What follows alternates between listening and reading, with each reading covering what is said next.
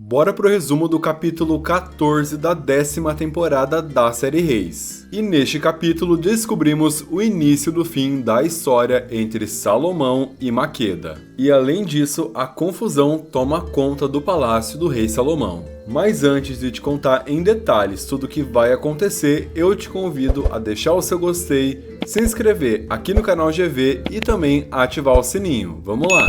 E o capítulo começa com um forte embate entre Jeroboão e o rei Salomão, onde Jeroboão joga na cara de Salomão toda a tragédia que aconteceu e a situação dos trabalhadores na cidade, e diz que ele quase morreu.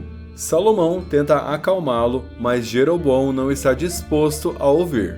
Jeroboão, inclusive, diz para o rei que Jerusalém parece mais um meio dele se engrandecer do que de glorificar a Deus.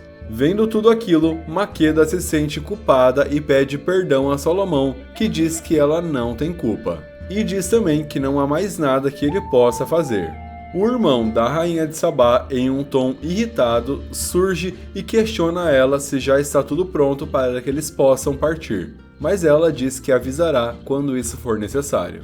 Ao chegar em casa e revelar que está decidido a ir embora de Jerusalém, Salomão briga com sua esposa. Isso pois, devido ao plano que ela traçou junto com Masabe, ela fica preocupada quando ele decide sair dali, pois isso pode atrapalhar os planos. Contente com os momentos que passou com Maqueda, Salomão chega no palácio e acaba sendo surpreendido por um jantar em família organizado por Naamã. E Naamã começa agradecendo Salomão em tom de deboche por ele finalmente ter decidido se juntar à sua família.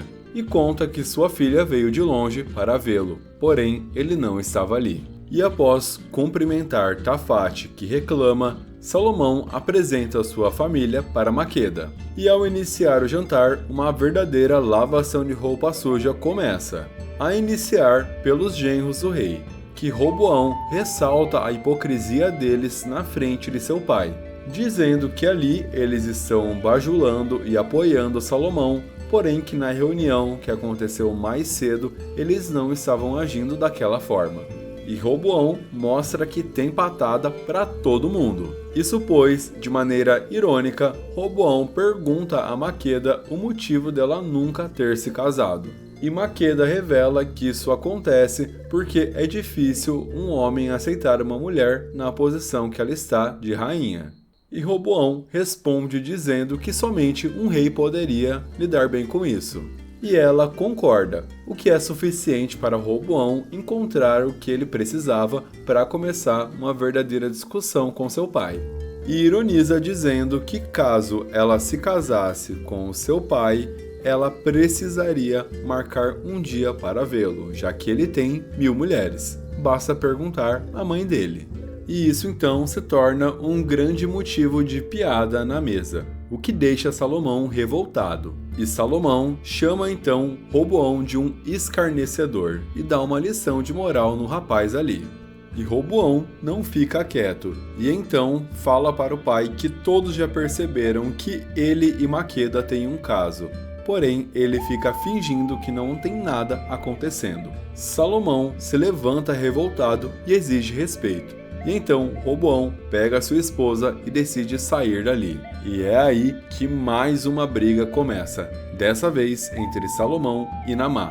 E isso acontece porque Salomão decide culpar Naamã pelo comportamento de Roboão, dizendo que isso tudo foi ideia dela.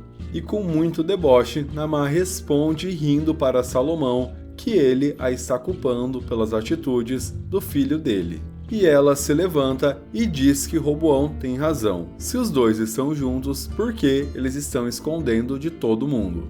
E enquanto diz que eles deveriam assumir logo de uma vez, Naamã pega a caixa que continha as cartas que ela e Salomão trocavam na juventude e joga no chão. E não para por aí, pois Naamã se encaminha em direção à rainha de Sabá e diz a ela o que é mais uma na cama dele, e que ela e as outras esposas já estão acostumadas. E isso é a gota d'água para Salomão, que expulsa Naamã dali e decreta o fim daquele jantar. E enquanto tudo isso acontece dentro do palácio, Masabe se encontra com Débora, esposa de Jeroboão. E Débora conta que seu marido está decidido a ir embora da cidade e ela diz que está desesperada e que não quer que isso aconteça. Mas Masabe a acalma e diz para que ela concorde com ele, pois ela tem um plano.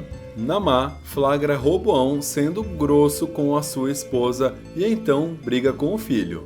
E Roboão então decide brigar com Naamã também e diz que tudo isso é culpa dela, pois o pai estava sempre em busca de uma mulher que servisse a Deus e ela nunca fez isso e a rainha de Sabá então fez.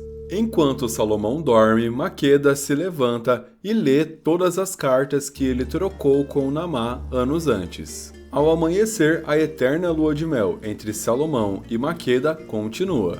Porém, Maqueda diz a Salomão que precisará voltar para o seu reino para preparar o lugar para a sua sucessora, mas garante a ele que voltará. Em meio a conversas, Maqueda pergunta então a respeito das cartas que ela leu que Salomão trocava com Naamã. E Salomão então diz que amou Naamã e que ela foi a sua primeira esposa. Mas todo esse encanto acabou, pois ela não aceitou servir a Deus. E que a única de suas mulheres que servia ao seu Deus era Abisag. E Salomão diz a Maqueda que com ela ali, aprendendo sobre o seu Deus, eles vão servi-los juntos e ele não se afastará de Deus. E Maqueda então questiona o que acaba de ouvir de Salomão a respeito de sua necessidade de uma mulher para servir a Deus, dizendo que ele não deveria depender de uma de suas esposas para isso. Perdido, ele se defende dizendo que foi apenas uma maneira de se expressar. Salomão decide acompanhar Maqueda em sua ida até o porto onde ela voltará para sua nação. E os dois então vivem um dia lindo conhecendo diversos lugares e aproveitando da região de Israel. Enquanto se despede de Salomão, Maqueda diz que sentirá saudades, e ele então diz que basta ela voltar logo. E ela então pede que ele prometa que não vai mudar. E Salomão pergunta por que ele mudaria.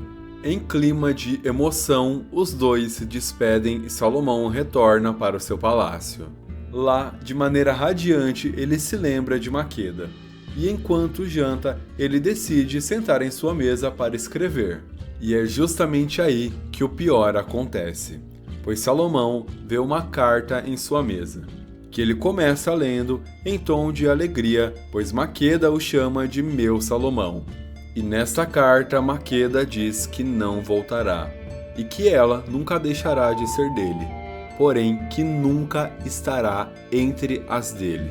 E ao terminar de ler a carta, Salomão ficará completamente devastado. E este acontecimento mudará completamente o que nós já vimos até aqui sobre o rei Salomão, mas isso eu vou te contar no próximo resumo. E agora eu quero saber o que é que você achou desse final aí da história de Salomão e Maqueda, pelo menos por enquanto. Comenta aqui e também não esqueça de deixar o seu gostei, se inscrever no canal, ativar o sininho e compartilhar esse vídeo. Muito obrigado por terem assistido esse resumo, um grande beijo e até a próxima!